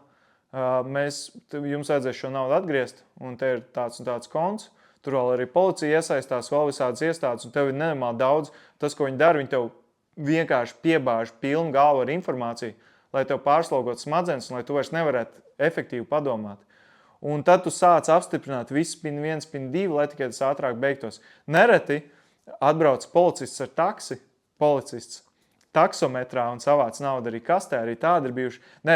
Tas ir citā krāpšanā. Šeit bija vienai sievietei paņēma karti ar PIN kodu, un čalis aizbrauc uz bankomātu un visu piķi noņēma. Viss, kas bija ienācis. Bet par to kaste bija tāds gadījums, kur ir tā raudošā meita, un vienai mums zināmai latviešu dziedātāji, viņiem māte uzķērās. Zvanīja. Tas automātiskais, kas zvana? Jā, zvana, un tur meita it kā rauda. Pēc tam, ja tu pareizi reaģē uz to visu, tad tur otrā galā klausās tie krāpnieki. Viņi arī optimizē savu darbu. Un viņš, ja tu pareizi visu darīji tā, kā viņiem pēc scenārija, tad viņš pārņem klausuli un saka, te ir policists, jums vajadzēs tagad tur kukuli maksāt, vai jurists. Jums vajadzēs kukuli maksāt policijai, vajadzēs maksāt kukuli slimnīcai pa visu, lai no šitā viss tiktu ārā. Un tad, es pārdevu dzīvokli, man tikai 40,000 tagad ir. Jā, labi, nav tik, cik vajag, bet ar to arī pietiks, aizbrauks. Un reāli atbrauc Džeks Covid maskā ar taksi, savāc to kastu ar naudu un aizbrauc projām. Un viņi zin kā pārdeva dzīvokli un visi noņēma naudu nost, jo viņi neusticās bankā, vēl kaut kam un turēja visu skaidrā naudā. Džeks atbrauc un savāc to kastu skaidrā naudā un aizved projām. Tā kā, visādi tādi gadījumi. Un tas, ko viņi vienmēr darīs, viņi tev mēģinās pārslogot maksimāli daudz smadzenes. Jā, tas man liekas baigi arī fascinējoši, ka visās šajās schēmās tas nav tikai tāds kaut kāds hakeru uzbrukums, bet tur bieži vien ir arī tā kaut kāda psiholoģija, kaut kas ka tas nav viss tik easy, viņi tomēr ar kaut kādiem psiholoģiskiem paņēmieniem arī tev noved. Tagad atbildēšu uz tavu pašu pirmo jautājumu, kā tad funkcionē tie krāpnieki. Tātad tie ir milzīgi tādi uzņēmumi, kuriem ir arī investori, kuri investē. Tad tur ir iekšējie piči, kur viņi prezentē jaunākās idejas, jaunākos paņēmienus, kā varētu atkal apčakarēt cilvēks, kā varētu maksimāli daudz. Tad viņi viņus testē kaut kādos reģionos.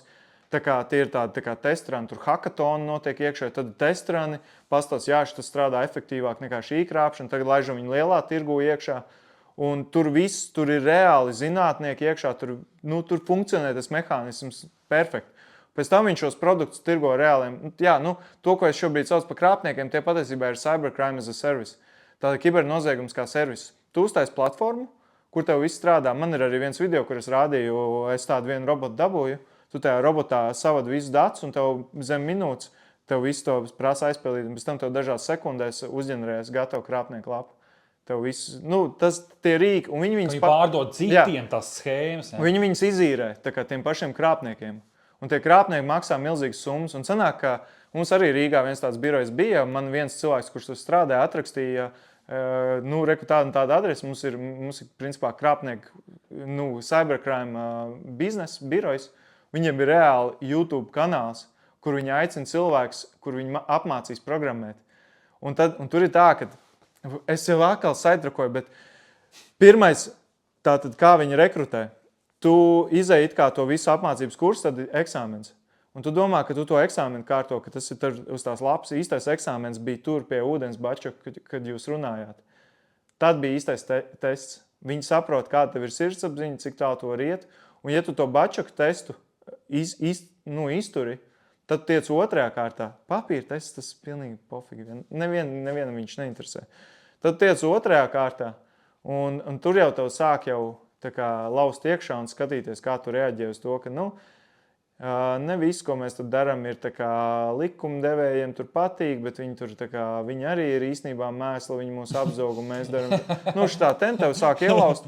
Un tad trešajā jau tev apmāca, kas tev ir jādara. Tātad, ja tev kāds prasa, ko tu dari, tad tu sāki vienmēr to atbildi taisu produktu. Bet tas ir produkts, viņš jau nemelo it kā. Tu vari pat viņu pie mela detektora pieslēgt, un viņš teiks taisnību, tas ir produkts. Jā, atkarībā, ko tu ar viņu dari, vai ne? Jo, ja tu viņu uztaisi un neko nevienam neizkrāp, tad jau tik tā legāli, ne? Nē, diemžēl daudz uzņēmumu tā domā, ka tas ir legāli, un pēc tam viņas sašņorē. Bija tāds iSpoof servis, viņiem pat reklāmas gāja. Viss tur YouTube bija reklāmas, tā kā mēs tavā vietā, un tas iSpoof, viņš pirmkārt nomainīja tavu telefonu numuru, no kā tu zvani. Viņš tev uztaisīja fonā biroja troksni, viņš tev visu izdarīja, ko vajadzēja, tu tikai zvani un uzdodies pa bankas darbinieku. Jā, viņiem ir gatavs scenāriji, ar kuriem viņi apmāca, tur ir psiholoģija, tur ir viss tos darbinieks, tos arī krāpnieku centrus, kur īrē tos cybercrime, tos servisus. Tur ir atkal krāpnieku centri, tur vairāk ir tā psiholoģiskā apmācība. Tie apmāca IT, šie apmāca psiholoģisko, viņi tur ritīgi uztrenē tos cilvēkus, lai viņi tur māk tev apstrādāt, viņiem gatavi, visi scenāriji ir aprakstīti. Ja viņš uzdod to atbildi netieši ar to un to, ja viņš uzdod to atbildi to, viņiem tur ir crazy un tur ir manuāļi, viss, kā tur darīt visu. Viņš kā tāda legit biznesā. Jā, un tas iSpoof, jā, viņus arestēja visu un iemet cietumā, lai gan kā mēs taču nevienu neapkrāpām. Tāpēc tas bija Rīgā, jā? Nē, tas bija, iSpoof bija Londonā, bet tas birojs, par ko es runāju, kur man viens cilvēks atrakstīja. Jā. Un kāpēc viņš man atrakstīja? Tāpēc, ka viņš vienā brīdī sajūtās baigi slikti par to, ko viņš dara. Un viņš domāja, kādam izskatīs sirdi un pastāstīs visu. Es pēc tam arī nodevu attiecīgajām iestādēm visu informāciju. Zin kā, viņi nedrīkst komunicēt, ko viņi dara. Tas ir viens mīnus, nestrādājot tur. Es nezinu, kas tālāk notiek. Tu principā nodevi informāciju, bet kas tur kā tu nemaz nezini. Jā, es vismaz labu lietu izdarīju. Jā, es ceru, ka viņš tur sašņorē un ka tur viss kārtībā. Un kaut ko es vēl gribēju svarīgi pateikt, bet to jau droši vien redzēsiet manos video. Jā. Viss, kas netiks izstāstīts šeit, tad varēs turpināt. Par numuru spūfošanu vēl pēdējo piebildīšu. Tātad, ja jums kāds zvana, tas numurs, kas rādās ekrānā, nekad tam neusticieties. Tam var nebūt vispār nekādas saistības ar realitāti. Un tagad cilvēki bieži vien raksta no visādiem Gruzijas numuriem, zvana vēl kaut ko. Viņiem vienkārši robots ģenerē automātisku numurus visādus, un viņi zvana vienkārši random cilvēkiem. Ne random, viņiem ir datubāze, melnie saraksti. Ja jūs tur esat nonākuši, tad, diemžēl, jūs bombardēs katru dienu. Man numuri tur nonāk regulāri, jo es speciāli viņus meklēju, tos krāpniekus, un speciāli viņiem runājos, lai tikai man pievieno. Jo man ir kaudze telefoniem mājās, man ir 10 telefoni. Un, jā, Un es vienreiz tā interesi pēc paprasīju, es saku, es varu pieglabāt šo numuru, lai es zinu, ka jūs man nākamreiz zvanāt tur vienā investīciju platformā. Viņi tā, nē, mums robots automāts ģenerē numurus, jūs nevarat pierakstīt. Mēs nezinām paši, no kāda numura zvanīs. Bet pēdējās 2 nedēļās man zvana gandrīz tikai no Latvijas numuriem. Kāpēc? Tāpēc, ka ievies tādu sistēmu, 2 lielie operatori, nu labi, Tele2 un Bites pateikšu, tas ir labi, ka viņi to izdarīja. Viņi ievies tā, ka kā viņi parasti spūfo. Tad, kad tu aizbrauc uz Vāciju un tu zvani uz Latviju, tad tev Vācijas operators padod Latvijas operatoram, ka šobrīd zvana tāds un tāds numurs no Vācijas. Un tev ir vienkārši jāpieņem kā fakts, ka tiešām tāds numurs zvana. Jo tev Vācija saka, ka zvana, kā es varu zināt, zvana vai nezvana. Man nav iespēja pārbaudīt, jo es jau nevaru pieslēgties pie viņu torņiem pārbaudīt. Un tieši šo faktu izmanto krāpnieki. Viņi zvana no ārzemēm, no dažādiem tādiem maziem shady operatoriem ar svešu numuru. Tie nepārbauda, vai tas numurs ir īsts vai nav. Un tālāk nosūta roaming, to sauc par roaming, no ārzemēm, kad zvana roaming servisu, nosūta uz Latviju, ka zvana tāds un tāds numurs. Ko izdarīja Tele2 un arī, man liekas, Bite, bet Tele2 noteikti. Viņi skatās, ja šāds numurs pieslēdzās pie Latvijas torņa burtiski pirms minūtes, tad viņš nevar tagad būt roamingā pēkšņi. Un mēs viņu nobloķējam to zvanu. Viss skaisti. Viss uz kaut kādu pāris mēnešiem Latvijas numuru vairs nezvanīja. Krāpnieki zvanīja tikai no ārzemju numuriem. Baigi viegli bija pateikt, ja zvanu no ārzemju numuru, vienkārši necel. Problēma tā, ka viņi atkoda, ka, ja, piemēram, un Bite arī laikam ievies to pašu, un es nezinu, PLMT, viņi iet numuri LV, ievada numuru, uz kuru viņi taisās zvanīt, un no kura viņi taisās zvanīt. Un ja tie ir pie dažādiem operatoriem, tad tu droši var zvanīt no Latvijas numuru, tas netiks bloķēts. Tāpēc, ka viņi savā starpā nerunājās tie operatori. Un viņš nezina. Viņš redz, ka tas numurs ir LMT kādam klientam. Kā viņš var zināt, vai tas LMT, vai viņš bija pie LMT torņa nesen vai nebija. Līdz ar to viņi ir atgriežušies ar Latvijas numuriem, un mums tagad ir jāpanāk to, ka operatori ir spiesti savā starpā vienkārši nosūtīt. Šis numurs pieslēdzās pie mana torņa pirms minūtes. Viss. Nekādu vairāk informāciju nevajag. No tās informācijas neko nevarēs izspiegot pie cilvēki. Tikai pateikt, ka ir pieslēdzies pie kāda no torņiem, neko vairāk. Un tas ir, to uzskatīt ir elementāri, bet tur ir visas tās regulas un viss pārējais, jo tur ir drošība iesaistīt. Un kamēr līdz tam nonāksim, mēs vēl kādu laiku baudīsim šos te Latvijas numurus. Okay. Klau, cik mums tur ir laiks pasakais? Jo es no tavas žesta pēdējo nesapratu. 17 kopējais. Cik ir? Stundu 17? Jā, stundu 17 un mēs kaut kāds 5 minūtes bijām off. Jā. Mēs varam vēl bišķiņ nofinišēt. Ātri viena lieta par zvaniem. Tad, kad man zvana vienkārši un es paceļu un ir uzreiz noliek otrā pusē, vai tur ir kaut kāda schēma? Viņi paskatās, vai šis numurs ir aktīvs vai nav. Un pēc tam viņi, ja tev zvana, tu pacel un viņi uzreiz noliek, tā viņi paskatās, vai tas numurs ir aktīvs. Ja to pasaka kaut kādu vārdu, viņi pāanalizē kādā valodā, tu teici. Un tad viņi arī piemeklēs tev attiecīgi speciālistu. Jo krāpjas arī latviešu valodā, ir pilns ar latviešu krāpniekiem, mēsliem.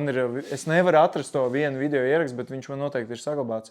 Bet man vien arī televīzija prasīja, kur viņam prasa, kāpēc tu apčakrēji, tā kā apkrāp manu tēvu, tur bija, man liekas, arī pa 60,000, tāpēc, ka viņam piederēja. Viņš turēja mājas apsaimniekošanas biedrības kasi, jo viņi bija uztaisījuši savējo. Un visu to kasi iztukšoja pa tukšo. Un viņi zvana, un tur tāds latvietis ar tādu nelielu latgaļu akcentu. Viņš saka, mēs jūs mēsli krāpsim, kamēr jums būs nauda, ko izkrāpt. Ja mēs latvietis tā pasaka pa latvieti vienkārši. Tāds kretīns reāli. Cūkas, vai ne? Viņi tev, ja viss atbilst, viņi tev ieliek baltajā datubāzē, viņu baltajā, un tālāk viņi tev bombardēs ar citiem zvaniem. Tas nenozīmē, ka nevajag celt klausuli. Loģiski, neiesim tādā parunājā. Ir cilvēki, kas saka, viņiem vajag, lai es pasaku jā, tad viņi ierakst man balsi, apmāca mākslīgo intelektu. Jā, tā ir baigi. No viena jā jau neko nepateiks, bet tā ir bailīgā tēma. No viena jā, bet kaut kādu tekstu, un es to esmu darījis arī uzņēmumiem, man ir pasūtīts speciāli apmāca ar viņas balsi. Es iegūstu viņas balsi no telefona un pēc tam sūtu ziņas, viņas vai viņa. To es esmu darījis uzņēmumiem. Viņas vai viņa balsī sūtu ziņas, ko viņš norunā. Jā, bet tas ir crazy. Jā, bet, ko es gribu teikt, nestraucieties. Ja kāds gribēs dabūt jūsu balsi, viņš to dabūs miljonus citos veidos. Par to vispār nav jēgas satraukties. Vienkārši pieņemiet, apmāciet savus vecākus, draugus, radus, ka kādu dienu video zvanā var zvanīt ar jūsu seju, jūsu balsī, un tie neesat jūs. Bija tāds gadījums, ka Hongkongā, es nezinu, vai tu lasīji, čalim piezvana no Londonas finanšu direktors un saka, ka jāpārskait 25 miljoni, nemaldos. Džeks tā, mēs nepārskaitam tā, vienkārši 25 miljonus, tur vajag rēķinu vai visu dokumentus vēl kaut ko.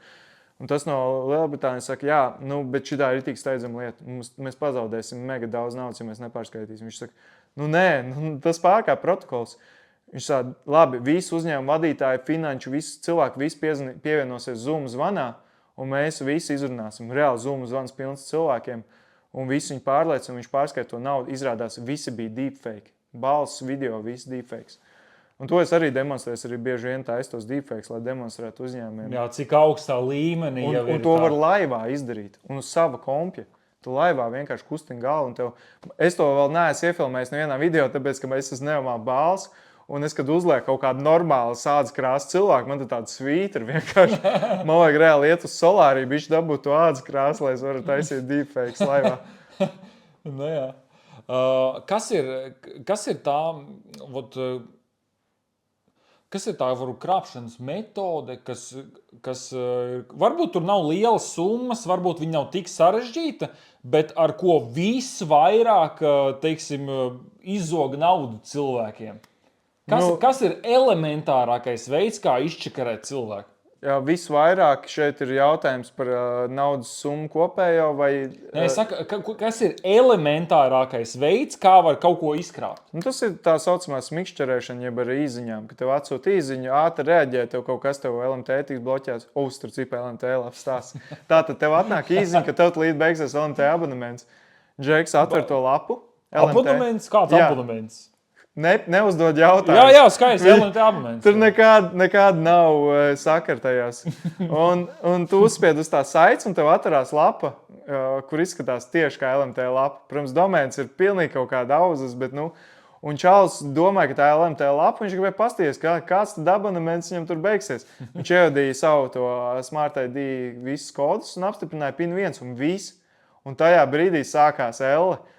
Čālim pazuda sakari telefonam, un no viņa numura sāk sūtīt 1800 īziņas, izsūtīja pāri krāpniecības īziņas, un viņš samaksāja 110 eiro, bet tas bija pats labākais, kas varēja notikt vēl sliktāks. Un kā tas notika? Tātad skaties, krāpnieks saņem tos datus, ko tu ievadi LMT lapā, un viņš pats iet LMT lapā un ievada tos datus, un tev uz Smart ID atnāk LMT pieprasījums, un tu domā, ka tu šobrīd autentificējies LMT lapā, bet to īstenībā dara krāpnieks. Pēc tam viņš atver tavu to profilu, viņš iet uz SIM kartes un PIN un PUK maiņu, tur tāda sadaļa, ieliek pie tavas SIM kartes ķeksi eSIM, ievada savu telefonu eSIM, tā tiem, kas nezina eSIM, tā ir eSIM karte, kas mūsdienās gandrīz visos telefonos, tev vairs nevajag fizisku SIM karti, tev ir elektroniskā SIM karte. Un viņš ievada to savu kodu, un pēc kāda laiciņa nomainās viņa numurs, pieslēdzās uz krāpnieku telefonu, un tam pazūd sakari. Un tas sāk aktīvi no tā numura sūtīt krāpnieku ziņas. Un tas ātri noreaģēja, jo sakari pazuduši, viņš ātri darīja, ko varēja, saglāba un paspēja tikai, nepilns 2000 īziņas izsūtīt. Bet pats sliktākais tajā ir, ka viņam ir telefona numurs. Un ja kāds kā otro faktoru, un es ceru, ka visi skatītāji izmanto 2 faktoru autentifikāciju, un to arī, ne tikai paroli, jo paroles mūsdienās nav droši, noplūst datu bāzes, un viss paroles ir publisks, un mēs to vienu burtiņu nomainām, vai ne, un domājam, ka mūsu paroli droši. Nē, tā ar paroli mūsdienās vairs nepietiek, ir vajadzīgs kaut kāds vēl faktors. Un ir 3 faktori, ir kaut kas, ko tu zini, tā ir paroli, pinkodi, kaut kas, kas tu esi, tas ir tava acu zīlī, tava pirkstu nospieduma, izrādās arī ausis, katram ir unikāli, tos ir, pilnīgi unikāli, 100%. Pēc ausis arī var. Un trešais kaut kas tev pieder. Tas ir tavs telefona numurs vai tavs telefons vai kodu kalkulators, ko es ceru, ka arī neviens neizmanto vairāk. Jo tas ir nedroši. Bet tā mums vairs nav laika, kāpēc tas nedroši. Bet, un daudz izmanto telefona numuru, tātad īziņu, kā otro faktoru, un tas ir super nedroši. Un šis, ko sauc par SIM swap uzbrukumu, ko es tikko stāstīju, ir vēl dažādi veidi, kā nosapot SIM uz savu telefonu. Principā viņš iegūta tikko tā otro faktoru, un tavu paroli, es domāju, ja tu uzrakstītu šeit uz sienas paroli, es domāju, lielā daļai skatītāji tas nebūtu nekāds jaunums. Un līdz ar to Čalis visticamāk dabū tavu paroli, un viņam ir tavs telefons, viņam ir otrais faktors, viņš ielgojas visur, kur viņam vajag, visos servisos. Un tāpēc es iesaku kā otro faktoru izmantot Google Authenticator vai Microsoft Authenticator vai līdzīgas lietotnes, kuras tev ģenerē uz tavas ierīces to otro kodu un ar to visur izmantot. Un kas notiek, ja neizmanto? Kad Krievija iebruka tajā pašā Ukrainā, es dzirdēju interviju bija ar vienu drošības speciālistu. Viņš stāstīja stāstu, ka tur viņi lauza augšā slimnīcas, visas sistēmas, īstenībā visas valsts sistēmas, bet tā skaitā slimnīcas un ārsts un vispār slimnīcas darbinieks, kuriem nav otrais faktors ieslēgts. Un viņi uzlauza vairāku tur slimnīcas personāla kontus un sāk slēgt nost medicīnas iekārtas, un cilvēki gāja bojā. Un nesen arī tāds pats līdzīgs gadījums bija Lielbritānijā. Čalis arī kibernoziedznieki uzlauza slimnīcas kontu tieši caur vienu mediķi, kurš neizmantoja divu faktoru autentifikāciju. Jo paroli, protams, tāpat, kas visur. Un arī atslēdz vienam pacientam ierīci, un viņš nomira. Tā kā divu faktoru autentifikācija ceļš nonāk stundu X, un es domāju, daudz klausītāji arī, ne daudz, bet viena daļa no klausītājiem varbūt jau ir politiķi, vai varbūt vēl nākotnē būs politiķi. Tad jūsu konts, kad uzlauž, nebūs jau tā, ka tur Krievijas drošības dienas piezīmēs, hei, uzlauzi vaši konti. Nekas, jūs par to nekad nezināsiet reāli, ka jums kāds kaut ko ir uzlauzis. Un tad, kad pienāk stunda X, kuras arī nekad nepienāks, viņi sāk jūsu Facebookā, Instagramā dzīt propagandu. Un tagad jūsu sociālo tīklu konts jau ir reāli valsts problēma un IT speciālistu problēma. IT cilvēki tajā brīdī būs uz izķeršanu, visur būs problēmas IT, visu lauzīs, viss būs, un tā skaitā vēl jūsu sociālo tīklu konts. Tāpēc nodrošinieties jau tagad, lai stundā X jūsu sociālajie tīkli kā minimums un jūsu e-pasts nav problēma. Un tad tu iesaki tas labākais veids, kā to izdarīt, ir divi faktori, obligāti visur. Ejiet cauri TikTokam, Gmailam, two-step verification, WhatsAppam lūdzu ieslēdziet PIN kodu arī. Es domāju, tev nav, pēc manas statistikas nevienam nav ieslēgts. Jo es vienmēr drošības savas lekcijas, kā vadu, saku, paceliet rokas, kuriem ir ieslēgts PIN kods WhatsAppā. Paceļ 1 no 100, tā kā 1%, bet šajā, kur es biju aizkrauklā, es biju pārsteigts 10% pacelt.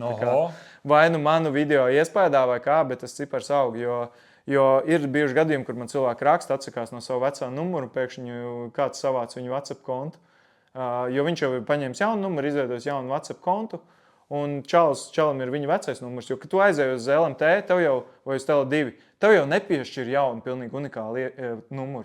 Tev piešķir kādu, kurš pirms pusgadu lietošanā. Jā, kurš pirms pusgadu kādam bija un kurš aizmirst droši vien WhatsApp izzēst.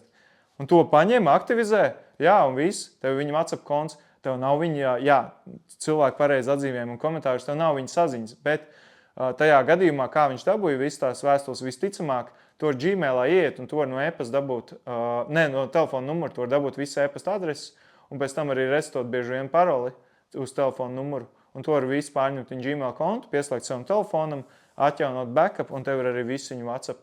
Principā ar telefonu numuru vien paši pietiek ļoti daudz, lai ļoti daudz ko izdarītu. Tāpēc nepazaudēt savus telefonu numurus, un arī, ja jūs atsakaties, tad notīriet visus kontus no viņiem. Un divu faktoru, kā otro faktoru neizmantojiet īziņu. Ir vēl daudz citu uzbrukumu, piebrauc uz savu torni klāt. Un savāc īziņas, piemēram, tur, Ok, Elvis, es tev teikšu lielu paldies. Jā. Dod roku, tagad tu esi nofiltrēts, jā. Kurš iedziedāja to dziesmu? Tas AI.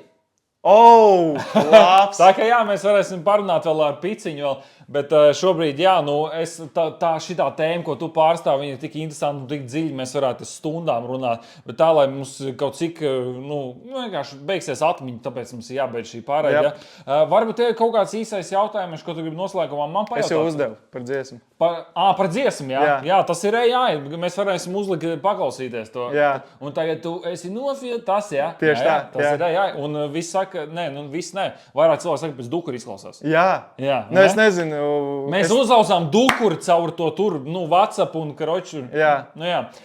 Elvis, kur tev piesakot, pasaki skatītājiem, kur tev meklēt? Visos sociālos tīklos vienkārši. Visur tu esi, jā? Jā. Pilnīgi visur tu esi. Mums ir tā stratēģija, ka mēs nedalām cilvēks. Mēs ejam visos sociālos tīklos, visās ziņās, mēs arī nefiltrējam visos rādio. Jūs tikai nofiltrējat. Jā.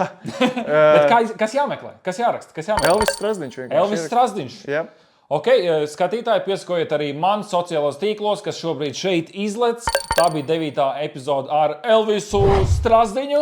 Jā, pareizi es pateicu? Jā. Ar Elvisu, vai ne? Viens no retiem, kurš pateica pareizi. Jā, nu redz, jā. Tā kā, jā, paldies par skatīšanos, skatītāji, un tiekamies jau nākamajā epizodē. Čau! Šeit nav masku, nav lieku sienu. Vārdi plūst kā upe dienu. Tu nāc un runā, viss ir vaļā. Uguns deg un doma klaļā. Teikumi griežas kā augstāk. Sarunas kvēl, kurš gan spēj